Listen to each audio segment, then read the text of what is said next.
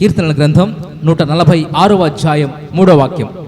రాజుల చేతనైనను నరుల చేతనైనను రక్షణ కలుగదు, వారిని నమ్ముకొనకుడి. ఎవరి చేత రక్షణ కలగదు? రాజుల చేతనైనను నరుల చేతనైనను రక్షణ కలుగదు. దేవుడు ఖరాఖండిగా మాట్లాడుతూ ఉన్నాడు. మీరు వారిని నమ్ముకున్నారా? మనుషులను చూసి మోసపోతున్నారా? వాళ్ళు నాకు రక్షణ కలగజేస్తారు అని నీవు అనుకుంటున్నావా? ఏమాత్రము నీకు వారి ద్వారా ఉపయోగము లేదు, వారి ద్వారా నీకు ప్రయోజనము లేదు, వారి ద్వారా నీకు ఏమాత్రము కూడా ఇదిగో ఏ ఉపయోగము ఉండదు అని దేవుడు ఖరాఖండిగా చెబుతున్నాడు. రాజుల చేతనైనను నరుల చేతనైనను రక్షణ కలగదు, వారిని నమ్ముకొనకుడి. మరి ఎవరిని నమ్ముకోవాలి? 2వ దినవృత్తాంతముల గ్రంథం 20వ అధ్యాయము 20వ వచనం. అంతట వారు ఉదయముననే లేచి తెకోవా అరణ్యమునకు పోయిరి.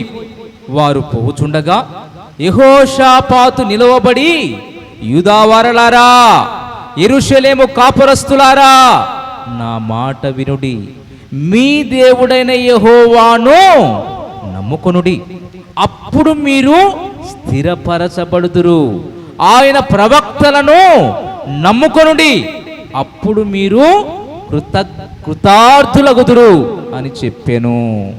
యెహోషాపాతు మంచి ఆరాధికుడు. ఎంత గొప్ప ఆరాధికుడు అంటే దేవుని స్తుతించేటువంటి ఆరాధన తన జీవితంలో కలిగి ఉన్నటువంటి వ్యక్తి. ఆ రాజ్యము విజయం పొందాలంటే ముందుగా ఆయన దేవుని సన్నిధిలో స్తుతించి ఆరాధించి ముందుకు వెళ్ళేవాడు. దేవుని యొద్ద విచారణ చేసి వెళ్ళేటువంటి వాడు. అటువంటి ఆరాధికుడైనటువంటి యెహోషాపాతు చెబుతున్నటువంటి మాట, ఎవరిని నమ్ముకోవద్దు మీరు? మనుష్యులను నమ్ముకోవద్దు, రాజులను నమ్ముకోవద్దు. మరి ఎవరిని నమ్ముకోవాలంటే యెహోవా, ఇదిగో యూదావారులారా, యెరూషలేము కాపురస్తులారా, నా మాట వినుడి, మీ దేవుడైన యెహోవాను నమ్ముకొనుడి, అప్పుడు మీరు ఏమవుతారు? స్థిరత్వం వస్తుంది, మీరు బలపడతారు, స్థిరపడతారు, దీవించబడతారు, ఆశీర్వదింపబడతారు, దేవుని చేత హెచ్చింపబడతారు. ఆయన ద్వారా మాత్రమే మీకు దీవెనలు, ఆశీర్వాదాలు వస్తాయి. అందుకోసం మీరు యెహోవాను నమ్ముకొనండి. అంతేకాదు ఆయన ప్రవక్తలను ఏం చేయాలి? నమ్ముకోవాలి. ఎందుకంటే ఆయన మాటలను ప్రవచించేటువంటి వారు కాబట్టి, ఆయన మాటలను వచించేటువంటి వారు కాబట్టి, ఆయన మాటలను ఒక వక్తలుగా దేవుని ప్రజలకు చేర్చేవారు కాబట్టి ఆనాటి ప్రవక్తలను మీరు నమ్ముకొనండి. ప్రియ దేవుని బిడ్డలారా, మీకు ఆలోచన రావచ్చు, ప్రవక్తలు కూడా మనుషులే కదా ప్రవక్తలు కూడా మనుషులే కదా, మరి వాళ్ళను నమ్ముకోమంటున్నాడు, మనుషులను నమ్ముకోవద్దు అంటున్నాడు. మరి ఏంటి తేడా? ఇదిగో దేవుని సన్నిధిలో వారు దేవునిలా మారుతున్నారు, దేవునిలా ఆలోచిస్తూ ఉన్నారు, దేవునిలా ప్రేమిస్తూ ఉన్నారు. దేవుని యొక్క తత్వము వారిలో మరి ఒక అయస్కాంతము, ఒక ఇనుప పిన్ను ఏదైతే తనను ఆకర్షిస్తూ అలా అలా అలా గంట సేపు ఉండి ఆ పిన్ను మళ్ళీ ఒక పిన్నును ఎలాగో ఆకర్షిస్తుందో, ఇదిగో ఆ యొక్క అయస్కాంతములో ఉన్నటువంటి ఆకర్షణ మొత్తము ఈ యొక్క ఇనుప పిన్ను తీసుకొని ఇతరులను ఎలాగో ఆకర్షిస్తుందో, నిజంగా దేవునితో గడిపినటువంటి వారు దేవునిలా మారుతారు. ప్రవక్తలు ఏందంటే ఇదిగో దేవునితో ఉండేవారు. దేవుడు ఏదైతే చెప్తారో అది దాన్ని తీసుకొని ప్రజల మధ్యకు చేర్చేవారు. కాబట్టి నాటి ప్రవక్తలు చెప్పేటువంటి మాట తూచా తప్పకుండా దేవుడు జరిగించాడు. మరి నేటి వారి గురించి నేను ఎక్కువగా ప్రస్తావించను, కానీ దేవుని బిడ్డలారా, మరి ఈరోజు మనము మన మనస్సాక్షి వీరు దైవజనులు అని చెబుతుంది. మన మనస్సాక్షి నిజంగా వీరు దేవునితో ఉన్నవారు అని చెబుతుంది. అలాంటి వారిని మీరు ఏం చేయాలి? నమ్ముకోండి. అటువంటి విధముగా మీరు ఎప్పుడైతే దేవుని నమ్ముకుంటారో మీరు స్థిరపరచబడతారు. ఆయన ప్రవక్తలను ఎప్పుడైతే మీరు నమ్ముకుంటారో మీరు కృతార్థులవుతారు. రే దేవుని బిడ్డలారా, కాబట్టి మరి ఆ రీతిగా మనము దేవుణ్ణి నమ్ముకోవాలి. అంతేకాదు ఒకసారి కీర్తనల గ్రంథం కొద్దాం. కీర్తనల గ్రంథం రండి అందరం. 37వ అధ్యాయం 5వ వాక్యం మనం చూసినట్లయితే, నీ మార్గమును యెహోవాకు అప్పగింపుము, నీవు ఆయనను నమ్ముకొనుము, ఆయన నీ కార్యము నెరవేరుస్తాడు. చూడండి ఎంత మంచి మాట ఇది. నిజంగా నీ మార్గమును ఎవరికి అప్పగించాలట? దేవునికి అప్పగించాలి. ఈరోజు మనము మన మార్గాలు దేవునికి అప్పగించట్లే.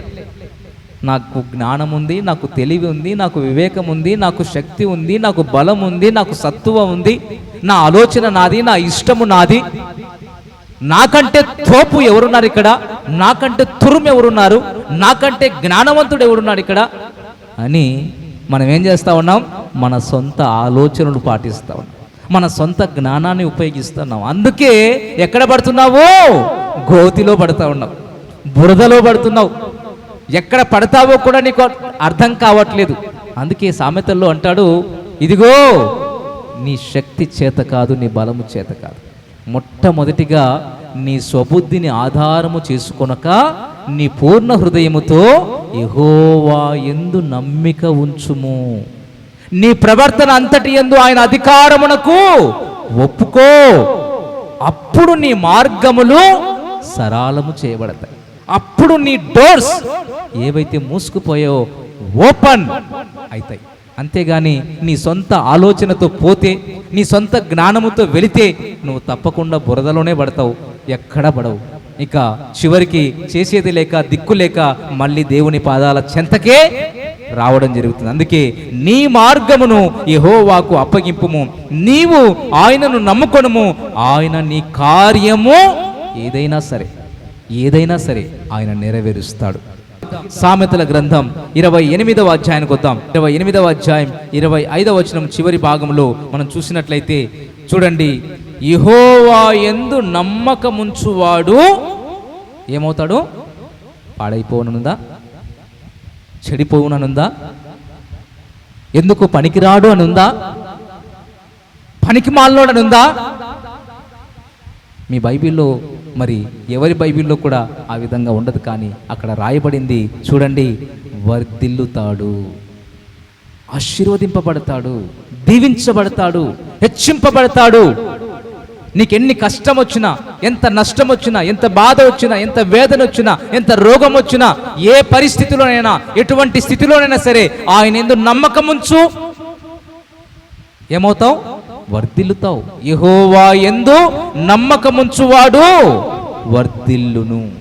నువ్వు వర్ధిల్లాలంటే, దీవించబడాలంటే, ఆశీర్వదింపబడాలంటే ఆయనను నమ్ముకో. అందుకే దేవుణ్ణి నమ్మిన వారు చెడిపోయినట్టు ఎక్కడా రాయబడలేదు. అందుకే రాజు దేవుణ్ణి నమ్ముకున్నాడు, తన నమ్మకాన్ని వమ్ము చేయకుండా దేవుడు అతన్ని కాపాడాడు. యెహోషాపాతు దేవుణ్ణి నమ్ముకున్నాడు, ఇదిగో ఆ రాజ్యం, ఇదిగో దేవుడు వారికి తోడయ్యుండి స్తుతి గీతాలతో ముందుకెళ్లారు, రాజ్యాలను స్వాధీనం చేసుకున్నారు. 118 కీర్తనలు 9వ వాక్యం, రాజులను నమ్ముకొనుట కంటే యెహోవాను ఆశ్రయించుట మేలు. రాజులను నమ్ముకొనుట కంటే దేవుని ఆశ్రయించుట నీకు మేలు. ఇక మనుషులను నువ్వు ఆశ్రయిస్తున్నావా?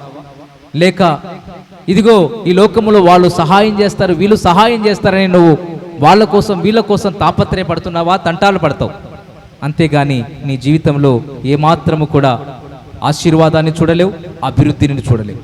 నీ జీవితంలో మనుషులను నమ్ముకుంటే మాత్రం నువ్వు గోతిలోనే పడతావు, కానీ ఏమాత్రము పైకి రాలేని స్థితిలోనే ఉంటావు. కానీ ఏమాత్రము కూడా నీ జీవితంలో అభివృద్ధి ఉండదు, ఆశీర్వాదం ఉండదు. కానీ ఎప్పుడైతే దేవుని యందు నమ్మిక ఉంచుతావో నువ్వు వర్ధిల్లుతావు. ఆయనను నమ్ముకొనుట నీకు మంచిది. నువ్వు స్థిరపరచబడతావు, నువ్వు కృతార్థుడవుతావు, నీవు ఆశీర్వదింపబడతావు. కాబట్టి ప్రియ దేవుని బిడ్డలారా, ఈరోజు మనం తెలుసుకుంటున్నటువంటి విషయం ఏంటంటే, వ్యర్థముగా దేవుని ఆరాధించే వారముగా ఉండకూడదు, వ్యర్థముగా మన మాటలు ఉండకూడదు, వ్యర్థముగా మన జీవితాలు ఉండకూడదు, వ్యర్థముగా మన జీవితాలు ఏమాత్రము దేవునికి నిష్ప్రయోజనకరముగా ఉండకూడదు, మారకూడదు. మరి ఎలా ఉండాలి? ఆయనను నమ్ముకో, నీ మార్గములు ఆయనకు అప్పగించుకో, నీ జీవితము ఆయనకు ఎల్లప్పుడూ కూడా నేను కృతజ్ఞుడై ఉండాలి, ఎల్లప్పుడూ కూడా నీకు మహిమకరంగా నేను ఉండాలి, నీ కృపా మహిమకు నేను కీర్తి కలిగేలా నేను జీవించాలి, నీకు ప్రయోజనకరమైన పాత్రగానే నేను మారాలి అన్నటువంటి విధంగా ఎప్పుడైతే నీ జీవితంలో ఉంటావో ప్రియ దేవుని బిడ్డలారా, నిజంగా నీవు నీ జీవితంలో ఆశీర్వదింపబడతావు, దీవించబడతావు. ప్రభువా మీకు స్తోత్రాలయ్యా, మాతో మీరు మాట్లాడినందుకు కృతజ్ఞతాస్తుతులు చెల్లిస్తున్నా. స్తుతించి ఆరాధించితే, స్తుతించి ఘనపరిస్తే ఇదిగో మా జీవితాలు ఎంత ధన్యకరమో మీరు సెలవిచ్చారు. మీకు స్తోత్రాలు.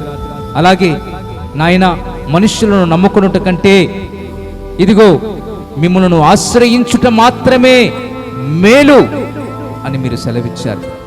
వ్యర్థముగా మా జీవితాలు ఉండకూడదని, నిష్ప్రయోజనముగా మా జీవితాలు మారకూడదని తండ్రి, మా జీవితాలు ఒక ప్రయోజనకరంగా ఉండాలి అని, మా జీవితాలు మీకు మహిమకరంగా ఉండాలని, అవి దీవెనకరంగా ఆశీర్వాదకరంగా మారాలని మీరు సెలవిచ్చారు.